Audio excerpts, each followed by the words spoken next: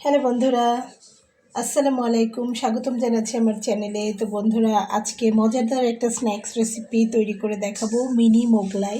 তো মোগলাই তো আমরা সাধারণত সব সময়ের জন্য ডিম দিয়েই করি।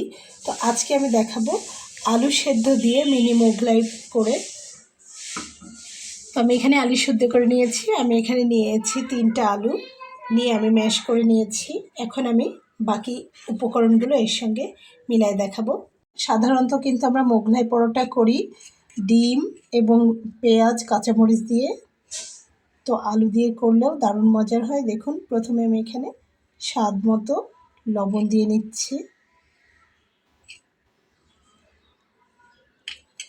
তারপরে আমি মশলা দিব। এখানে আমি গোটা জিরা দিয়ে নিচ্ছি 1/2 চা চামচ পরিমাণ। এখানে আমি দিয়ে নিচ্ছি গোলমরিচ 1/2 চা চামচ পরিমাণ। তারপরে আমি এখানে দিয়ে নেব ধনিয়ার গুঁড়া 1/2 চা চামচ পরিমাণ এবং দিয়ে নেব জিরার গুঁড়া 1/2 চা চামচ পরিমাণ। এবং জিরার গুঁড়ার সঙ্গে আমি একটু চাট মশলা কিন্তু অ্যাড করে নিয়েছি, সেটাও জানিয়ে দিচ্ছি বন্ধুরা। তারপরে আমি এখানে দিয়ে নেব পেঁয়াজ কুচি করে নেওয়া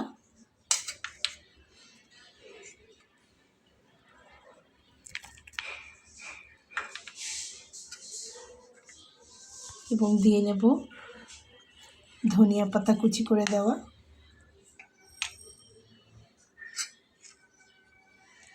আর দিয়ে নেব কাঁচামরিচ ফালি করে দেওয়া, কুচি কুচি করে দেওয়া। এখানে কাঁচামরিচ আমি দিয়ে নিলাম কুচি করে। তো ঝালটা হচ্ছে আপনাদের মুখের স্বাদ অনুযায়ী, আপনারা যে যত ঝাল খেতে পছন্দ করেন। এবং আমি কয়েক ফোঁটা লেবুর রস এখানে দিয়ে নেব। খুব বেশি দিতে হবে না, অল্প পরিমাণ লেবুর রস দিয়ে নিলাম। কিছু দেয়া হয়ে গেলে এটাকে খুব ভালো করে মাখিয়ে নিতে হবে বন্ধুরা। হাত দিয়ে মাখিয়ে নিলেও ভালো হয়, এছাড়াও চামচ দিয়েও মাখিয়ে নেওয়া যাবে।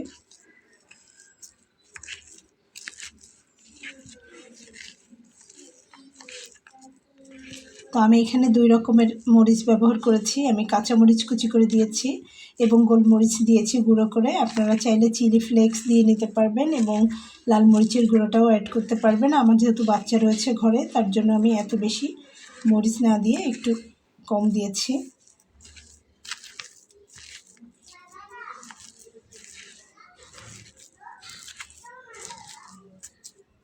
তো আমার এখানে ভেতরের পুরটা খুব ভালোভাবে মাখিয়ে নেওয়া হয়ে গেছে। এটাকে এখন আমি একটু সাইডে সরিয়ে রাখবো। তারপরে আমি এখানে একটা বোল নিয়ে নিয়েছি, যেটার ভেতরে আমি একটা ডো তৈরি করব। তো তার জন্য আমি এখানে 1 কাপ পরিমাণ ময়দা নিয়ে নিয়েছি। তো আমার 1 কাপ পরিমাণ ময়দাই হয়ে যাবে, আপনারা অবশ্যই আপনাদের প্রয়োজন অনুযায়ী নিয়ে নেবেন। তো আমি এখানে দিয়ে নিচ্ছি স্বাদ অনুযায়ী লবণ। তারপর আমি এখানে দিয়ে নেব সাদা তেল। তো এখানে আমি 1 টেবিল চামচ পরিমাণ সয়াবিন তেল দিয়ে নিলাম। তেলটাকে খুব ভালোভাবে আমি একটু মাখিয়ে নেব।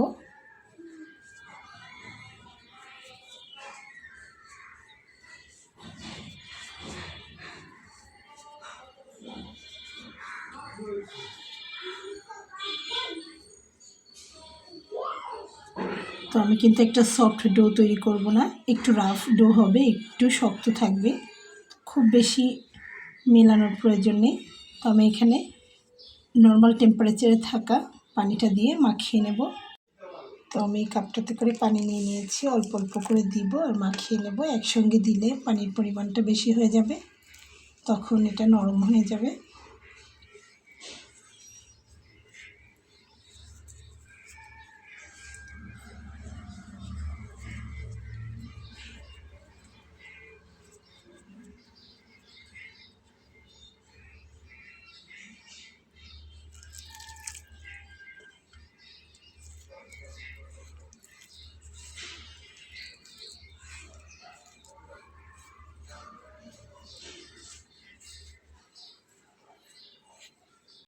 তো এখানে আমার ডোটা তৈরি করে নেওয়া হয়ে গেছে, দেখুন। এখন আমি ছোট ছোট লেচি কেটে নেব।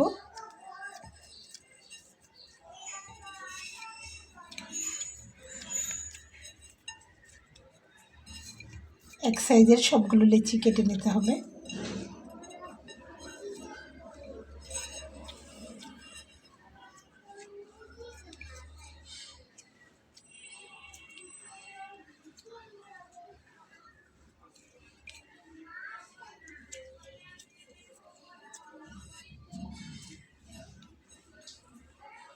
তো দেখুন আমি লেচিগুলো কেটে নিয়েছি। এখন এগুলোকে একটা সাইডে সরিয়ে রাখবো। আর এখানে আমি একটা বোর্ড নিয়ে নিয়েছি, যেটার উপরে আমি ছোট ছোট করে রুটি বেলে নেব। একটু লম্বাটে টাইপের করে বেলে নিতে হবে।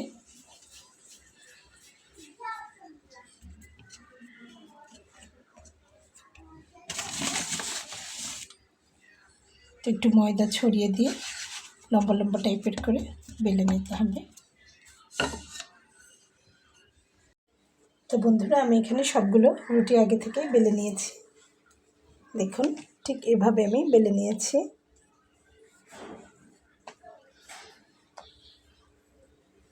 তো এখন এগুলোকে একটু সরিয়ে নেব এক সাইডে।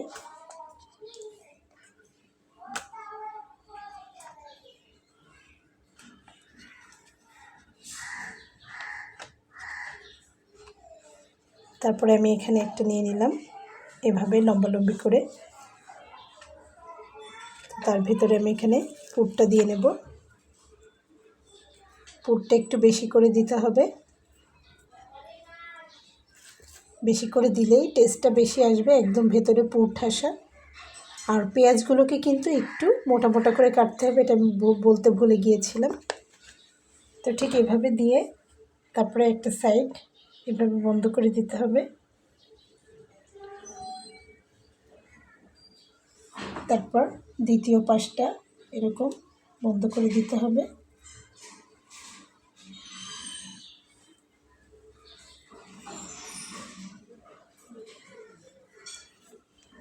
এখানে একটা পাত্রে একটু পানি নিয়ে নিয়েছি, পানি অথবা তেল যে কোনো একটা কিছু নিলেই হবে। তো এইভাবে দিয়ে তারপরে লাগিয়ে নিতে হবে, তা নাহলে কিন্তু ভেজে নেওয়ার সময় খুলে আসতে পারে। এই যে এভাবে পানি দিয়ে লাগিয়ে নিলে এটা ভাজার সময় আর খুলবে না। আর একটু ভালো করে চেপে দিতে হবে। তো তারপরে কিন্তু এটাকে উল্টে দিতে হবে, উল্টে দিয়ে এই সাইডটাতে একটু পানি লাগিয়ে নিতে হবে। তো দুইটা শেষের অংশ কিন্তু এপিট ওপিট করে দিয়ে নিতে হবে, একই সাইডে দুইটা মুখ কিন্তু দিব না। এটাকে খুব ভালোভাবে লাগিয়ে নিতে হবে। এই যে দেখুন, দেখে বুঝে নিতে হবে বন্ধুরা। আশা করছি আপনারা বুঝতে পেরেছেন। ঠিক এভাবেই সবগুলোকে করে নিতে হবে। এই যে আমি আরও একটি নিয়ে নিলাম।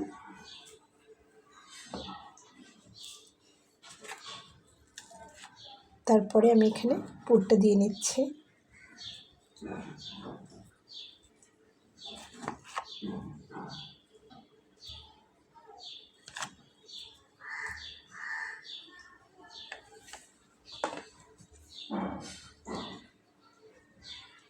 যেভাবে আমি বন্ধ করে নিচ্ছি।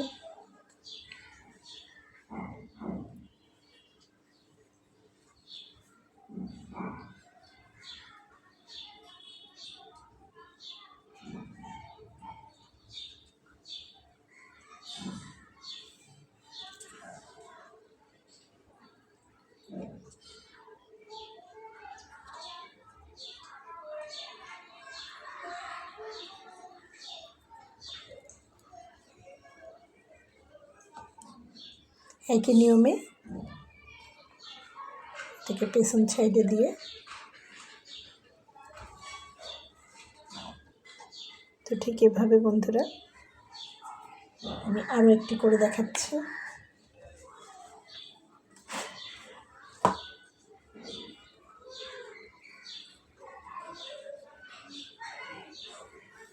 তো বন্ধুরা দেখুন আমার কিন্তু সবগুলো বানিয়ে নেওয়া হয়ে গেছে। দেখুন এগুলো কিন্তু বেশ মোটা মোটা করে বানিয়ে নিয়েছি। পাতলা নয় কিন্তু, পাতলা হলে পুরটা কিন্তু বেরিয়ে আসবে, একদম পুর ঠাসা ভেতরে।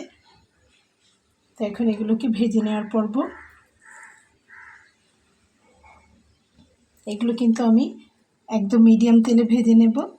তো চলুন ভেজে নেওয়া যাক। চুলাতে আমি তেল দিয়েছি গরম করতে, ফ্রাই প্যানে করে। তো দেখুন আমি অলরেডি তেলটা গরম করতে দিয়েছি। তো তেল কিন্তু খুব বেশি গরম করা যাবে না, হালকা তেলেই এটা দিয়ে নিতে হবে। খুব বেশি তেল গরম হয়ে গেলে এটা কিন্তু দেওয়ার সাথে সাথে লাল হয়ে আসবে। এটা অনেক গরম হয়ে গেছে, আমি চুলাটা একদম কমিয়ে দিয়েছি। কথা বলতে বলতে বেশি গরম হয়ে গেছে। এবার দেখুন আমি এখন এগুলোকে আস্তে আস্তে দিয়ে নেব।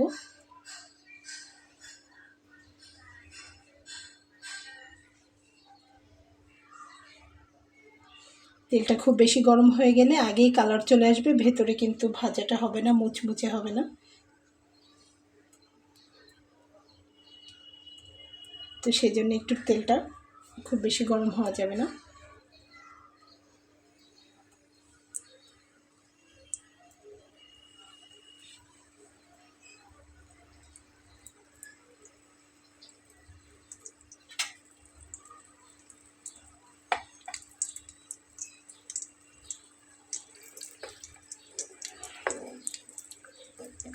তো জায়গা রয়েছে, আমি আরও একটা দুইটা দিয়ে নেব।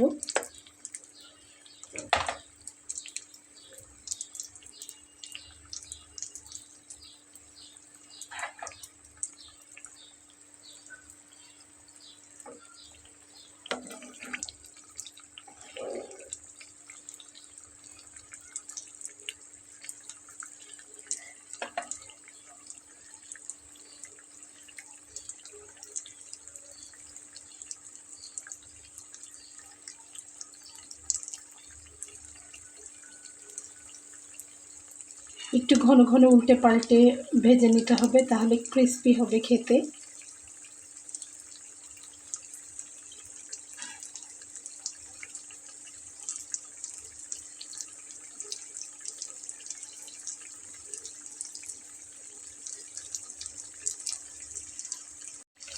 তো বন্ধুরা দেখুন, এটাকে ঠিক এভাবে বারবার উল্টে পাল্টে এরকম একটা কালারে নিয়ে আসতে কিন্তু সর্বোচ্চ 15 মিনিট সময় লাগবে, তার বেশি না। এটাকে বারবার উল্টে পাল্টে না ভাজলে খুব বেশি ক্রিস্পি হবে না। উল্টে পাল্টে ভেজে নিলে দারুণ মজার ক্রিস্পি হয়ে যাবে একদম। তো নিচের দিকটা আরেকটু হলে আমি তুলে নেব।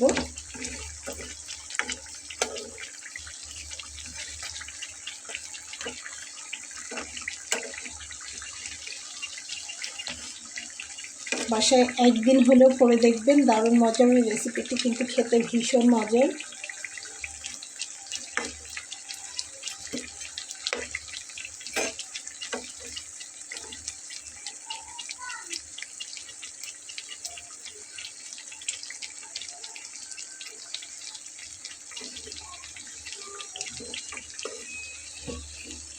দেখুন ফোড়নটা কিন্তু খুলে আসেনি, যেহেতু আমি পানি দিয়ে খুব ভালোভাবে লাগিয়ে নিয়েছিলাম।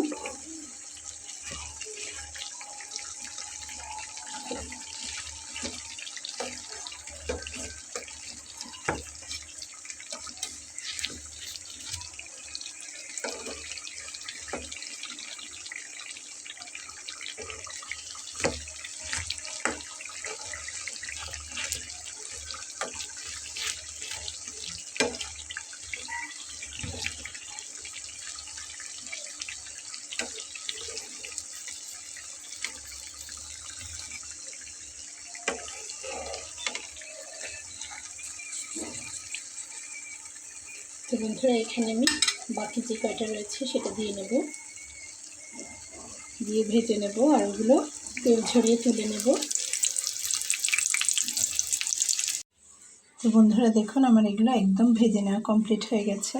দেখুন দারুণ মজার কিন্তু হয়েছে মিনি মোগলাইগুলো। তো এর পর্যায়ে আপনারা কাঁচামরিচ দিয়ে পরিবেশন করতে পারেন। আমি এখানে একটু গার্নিশ করে নিচ্ছি কাঁচামরিচ দিয়ে। তো বেশ কিছু কাঁচামরিচ এবং চাইলে একটু ধনিয়া পাতা ছড়িয়ে দিয়ে কিন্তু গার্নিশ করে নেওয়া যায়। তো বন্ধুরা কমেন্ট সেকশানে এসে জানাবেন কেমন লেগেছে আপনাদের। কমপ্লিট হয়ে গেল আমার মিনি মোগলাই। তো তো আশা করছি রেসিপিটি আপনাদের ভালো লেগেছে। রেসিপিটি যদি আপনাদের ভালো লেগে থাকে তাহলে আমার এই ছোট্ট চ্যানেলটিকে সাবস্ক্রাইব করে সঙ্গে থেকে যাবেন। দেখা হবে পরবর্তীতে নতুন কোনো রেসিপি নিয়ে। সেই পর্যন্ত ভালো থাকবেন বন্ধুরা। আল্লাহ হাফেজ।